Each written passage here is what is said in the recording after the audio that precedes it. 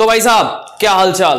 तो यहां पर हम आपके सामने लाए हैं डीएनए ब्लॉक स्ट्रैटेजी, जिसके अंदर मैं आपको बताने वाला हूं कि इस डीएनए ब्लॉक चैप्टर को आप कैसे बहुत हद तक अपना सुधार सकते हैं। मतलब कि डीएनए ब्लॉक ऐसा चैप्टर डीएनए ब्लॉक एक ऐसा चैप्टर है जिसके अंदर भाई भर भर के दर्द है। दर्द किस बात का? दर्द है रटने का, दर्द है यहां पर रिएक्शंस का, दर्द है यहां पे सबसे बड़ी बात तो इनऑर्गेनिक केमिस्ट्री का। और भाई साहब इनऑर्गेनिक केमिस्ट्री का नाम सुनते ही सबसे पहले पसीने उन सबके छूटने लगते हैं और दर्द उन्हें होने लगता है जिनको भाई साहब मेमोराइजिंग, किसी चीज को मेमोराइज करने में या फिर किसी चीज को लर्न करने में प्रॉब्लम होती है। ठीक है, तो भाई साहब अगर तुम्हारा इंटरेस्ट जीरो भी है इनऑर्गेनिक के अंदर, तब भी मैं आपको ऐसा तरीका बताऊंगा जिसके थ्रू आपका डीएनए ब्लॉक पूरा का पूरा तैयार हो जाएगा। तो माय नेम इज आयुष और बने रहो इस वीडियो के साथ ताकि आपको समझ में आ सके कि इस डीएनए ब्लॉक के हर्डल को कैसे क्रॉस करना है। तो मैंने अपने हर एक वीडियो में एक बात आपको जरूर कही होगी कि कोई भी सब्जेक्ट आपका टफ नहीं होता, बस यहां पर आपको उसको करने का सही तरीका नहीं पता। तो उसी तरीके का एग्जांपल यहां पर डीएनए ब्लॉक के अंदर भी है। अब डीएनए ब्लॉक आपका जो चैप्टर है वो है आपका पूरा का पूरा इनऑर्गेनिक के अंदर, और इनऑर्गेनिक के अंदर इससे पहले आपका पी ब्लॉक भी आता था। ये तो शुक्र मनाओ कि आपके बोर्ड ने सिलेबस आपका रिड्यूस कर दिया है और काफी ज्यादा ईजी बना दिया, क्योंकि डीएनए ब्लॉक बहुत छोटा सा चैप्टर है, बहुत मिनिमम से कॉन्सेप्ट है,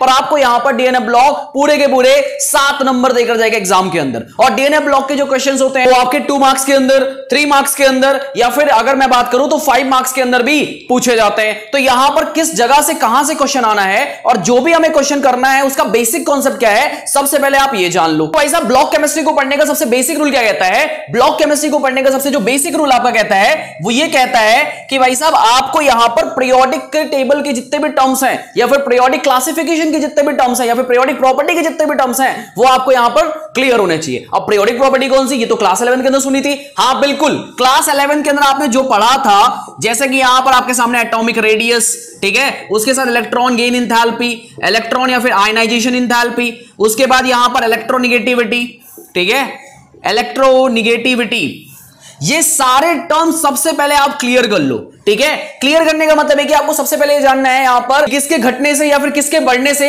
यहां पर इनके अंदर चेंजेस आते हैं, क्या क्या फैक्टर्स जिनके ऊपर ये डिपेंड करते हैं। बहुत छोटा सा टॉपिक है, यहां पर आपको 10 से 20 मिनट लगने वाले हैं इसको कवर करने के लिए, और यहां पर ये आसानी से हो भी जाएगा क्योंकि बहुत सिंपल सा टॉपिक है। ठीक है, अगर मैं इसके आगे की बात करता हूं तो यहां पर अगर आप इलेक्ट्रोकेमिस्ट्री पढ़ चुके होंगे तो बेसिक के अंदर आपको यहां पर इलेक्ट्रॉन या फिर मैं कह सकता हूं यहां पर रिड्यूसिंग एजेंट या फिर ऑक्सीडाइजिंग एजेंट पता होगा।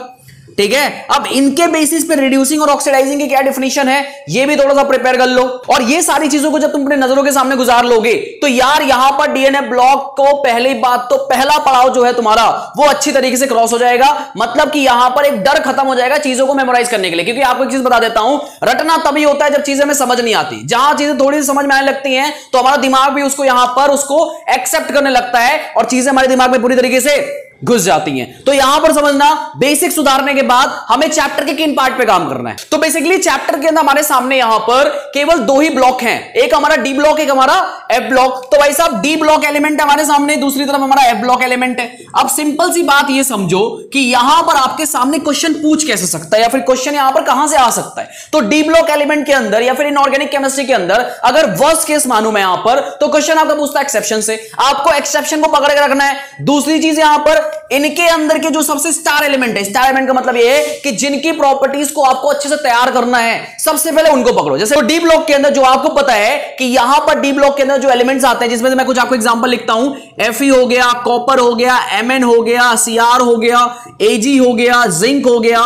तो यहां पर इनकी क्या क्या प्रॉपर्टीज हैं, ये क्या क्या फॉलो करते हैं एक्सेट्रा करके, ठीक है, इन सबको आपको यहां पर देखना है, इनको अच्छे से लिखना है। और ये प्रॉपर्टी वही सारी प्रॉपर्टीज है जो मैंने आपको बेसिक के अंदर बताई थी कि रिड्यूसिंग एजेंट कौन से हैं, ऑक्सीडाइजिंग एजेंट कौन से हैं, और यहां पर कौन ऑक्सीडेशन नंबर शो कर रहे हैं, या फिर किनका एटॉमिक रेडियस ज्यादा है, फिर कैसे वेरी कर रहे हैं। तो ये सारी चीज जब आप एक बार उन तरफ पढ़ लोगे तो यहां पर आपको ये चीजें अच्छे से क्लियर हो जाएंगी।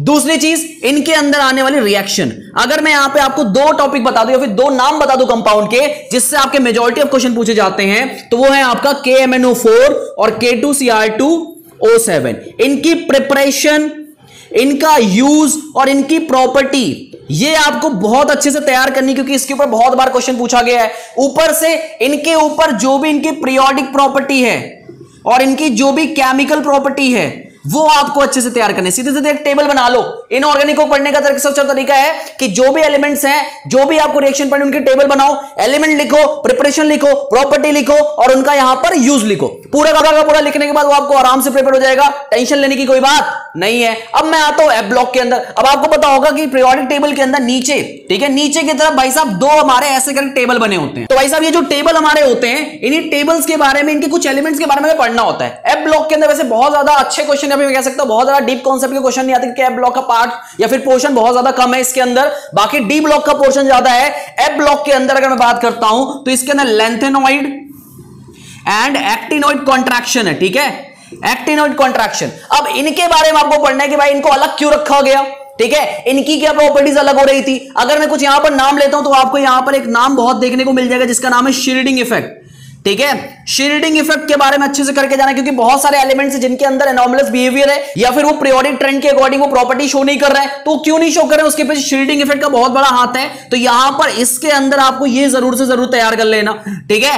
एफ ब्लॉक से कोई स्पेसिफिक एलिमेंट के ऊपर कोई सवाल नहीं है, थोड़े बहुत आपके एलिमेंट की कुछ प्रॉपर्टीज है जो आपको देख के जानी है, जैसे boiling point, melting point, radio active material वगैरह वगैरह चीजें, ठीक है। बाकी यहां पर आपके सामने इसके अंदर डीएनएफ के अंदर बहुत छोटा सा पार्ट है, पर आपको पूरे 7 नंबर देके जाएगा। इसीलिए अच्छे से प्रिपेयर करो और बेस कॉन्सेप्ट को सुधारने के बाद ये चैप्टर स्टार्ट करो, ठीक है। तो आई होप आपको यहां पर डीएनए ब्लॉक के अंदर कुछ चीजें समझ में आई होंगी, कैसे इसको करना है, क्या क्या करना है और किस तरीकों से करना है, ये समझ में आया होगा। तो भाई साहब आने वाले सभी वीडियोस के लिए, आने वाले केमिस्ट्री के सारे चैप्टर्स के वीडियोस के लिए मेरे चैनल को जरूर सब्सक्राइब कर दो और बेल का आइकन को जरूर दबा दो, क्योंकि मैंने आपको बोला है कि आपको लाने हैं फिजिक्स केमिस्ट्री में 95+ और ये आपको याद रहे और आप अपनी पढ़ाई बराबर से करें। इसके लिए बेल आइकन को प्रेस कर दो, क्योंकि मेरा नोटिफिकेशन जाते ही आपको ये समझ में आ जाएगा या फिर आपको ये याद आ जाएगा कि हाँ मुझे यहां पर 95% स्कोर करना है। तो भाई साहब मिलते हैं नेक्स्ट वीडियो के अंदर, तब तक के लिए गुड बाय।